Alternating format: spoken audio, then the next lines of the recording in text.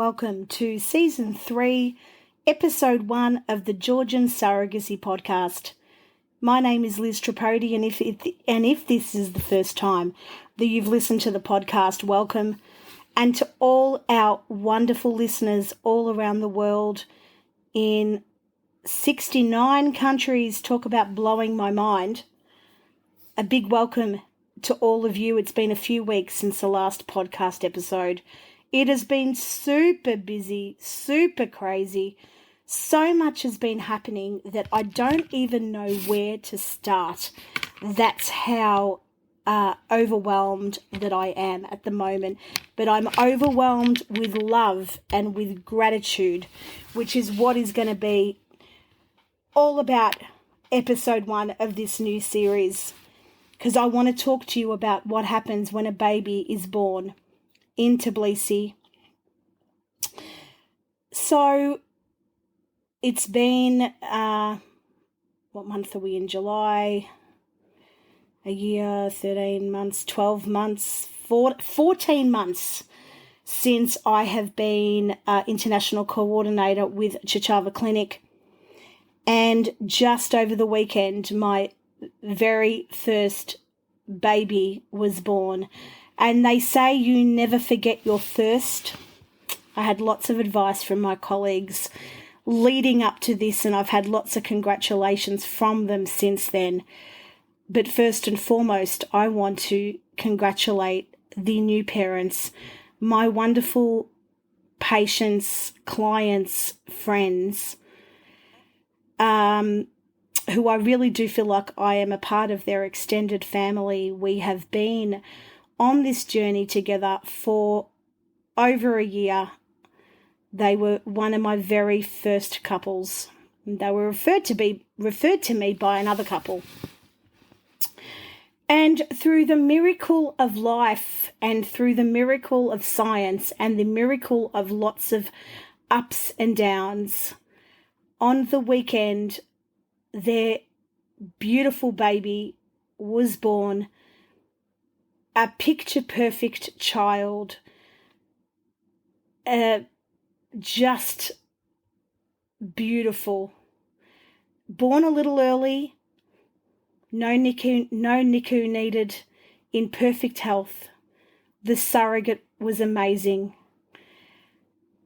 and looked after this little baby so well for all these months and did everything right and followed all the doctor's orders, all the instructions, even though at times it must have been difficult for her. But she always did it with a smile on her face and was always so positive and such a generous and loving soul. And anyone who is a surrogate and does this for another couple are generous and loving souls, and that can never be forgotten, and that can never be forgiven to be able to give that much gratitude to somebody. So I want to thank the new parents, the new family. I want to congratulate the three of you on the birth of what I'd like to call our baby, because I was with you guys from the very start. I am so proud of the three of you. I'm so overjoyed that you now get to experience parenthood. I want you to enjoy every minute. You know that I'm here to support you and still be with you every step of the way as we navigate the exit process to get you home. But for the moment, just enjoy that newborn bubble and looking at your perfect child and just basking in the glow of everything that you have ever tried to achieve, and you could only hope that dreams came true in spite of all the odds. And trust me, ladies and gentlemen, there were lots of odds, but Dr. Keddy and the team at Chichava have done it again, created magic, and that's what this child is, magic. So I want to talk a little bit today about what sort of happens when a baby is born. I'm not going to go into too much detail because sometimes I get sick of the sound of my own voice as well. But look, normally around about the 37-week mark, you will get to meet with a delivery doctor who has been assigned to you. And we'll have a conversation and talk about what your possible birth plan may look like, what it might look like medically. We don't know if there might be a C-section already booked in. If it's going to be a natural birth, you might request a water birth. See how the surrogate's feeling. We all have a discussion and we sort of come to a birth plan decision. Just keeping in mind, though, birth plans can go completely out the window if a baby decides to come early. A baby decides when they want to come, and sometimes those things are out of control, so sometimes we have to go with it and we have to do what is in the best interests of keeping the baby safe and keeping the surrogate safe. And so again, chats to be had with a delivery doctor every step of the way. So what happens when a baby's born? Well, baby's born and she has given to the parents, obviously, upon birth. The nurses take him or her, or twins, if it's twins, into to do the checks. So, height, weight, measurements, have a look over for things like, jaundice, if they need any light.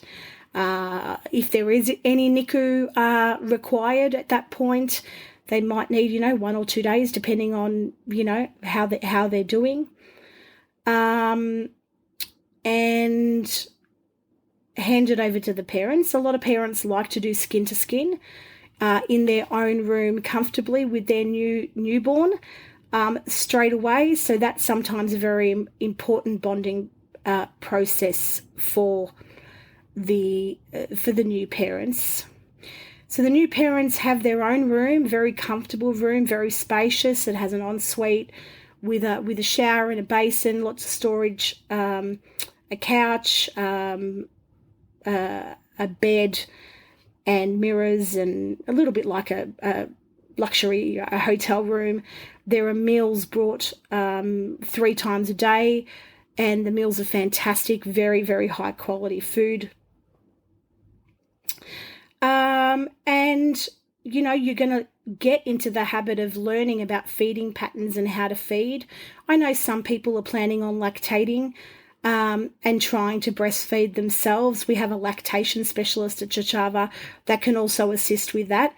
Otherwise, you may already have brought your own medication from your own country. And, of course, you may also just prefer to bottle feed. And the nurses will go through with you the amounts and the feeding schedule and things like that. Over the course of the next 24 to 36 hours, the nurses will check in regularly. They're available whenever you need them. The head pediatrician will check in and do some checks. The delivery doctor will pop their head in and make sure that you're okay and the baby's okay as well. And you're just going to be in that newborn bubble and just enjoy looking at this little bundle of joy and saying, oh my God, this baby is mine. And I'm going to protect you and love you for the rest of your life, and you become an instant family. And of course, you'll get on the phone and you'll FaceTime your relatives, and you will, just be in a cloud 9, but you'll also be either running on jet lag or adrenaline, or you won't really know what daytime weather it is, because you'll be in that little hotel room and you won't want to leave your baby. Excuse me. Of course you can, if you need to, for a couple of hours. The nurses are there. We have a beautiful nursery that the babies can stay in if you need to duck out and get anything done, or just go have a coffee, or just clear your air and get some fresh air. So normally new parents stay in the hospital for 3 to 4 days, and everything is supplied while you're there. Very grateful to our wonderful nurses and doctors and the team there. And anything that you need, we will try and get it for you and try and make it as easy as an example, one of my couples asked me for information on laundry service, and I had used a laundry service previously that can actually pick up and drop off. So I'm hoping they were able to utilise that, because it makes it a lot easier than having to go out and find a laundromat and wait to get your washing done. Just easier to say, here's my bag and I'd like it washed and folded, please. So hopefully that can help someone in the future. A lot of people ask me, does the surrogate see the baby when she's born? Or does the surrogate see the baby afterwards, or things like that? Look, that's entirely up to you, and also entirely up to the surrogates. Some surrogates, well, put it this way, the baby is not handed to the surrogate at birth. It's handed to the birth parents. And it is entirely up to yourselves and the surrogate what sort of thing you would like to do. Some surrogates are quite happy to not meet the baby and just wish everybody well. Some surrogates would like to, if the new parents are open to that. I must say it was beautiful for me to see my couple visiting the surrogate in her recovery room and being able to catch up, because it has been a lovely friendship developed over this time, and again, the gratitude that you have for someone, that is just something that you can't forget. So sometimes surrogates can be discharged earlier than babies. If the doctor is said that the baby is medically cleared to go, they can leave earlier. There are forms that a surrogate has to sign when they're being discharged, and our legal team look after all of that. And then the surrogate also comes to our office and signs the bits of paperwork that she has to sign from her end. My baby was born on a weekend. We've already applied for the birth certificate on the Monday morning, so that's already been lodged. And there's still a couple of bits of paperwork that we're waiting to get on from the hospital, and we can start uploading them into the government system. And then, of course, the last bit of paperwork we're going to be waiting for is the birth certificate. It's the last one that gets uploaded. And once that is done, then it can be sent off and wait for citizenship by descent approval. Upon discharge, you get a special form on discharge called a Form 100, and this form will get your legal team, whichever clinic you're with, will translate this into English, and obviously have it notarized properly for the government of which you are submitting things to.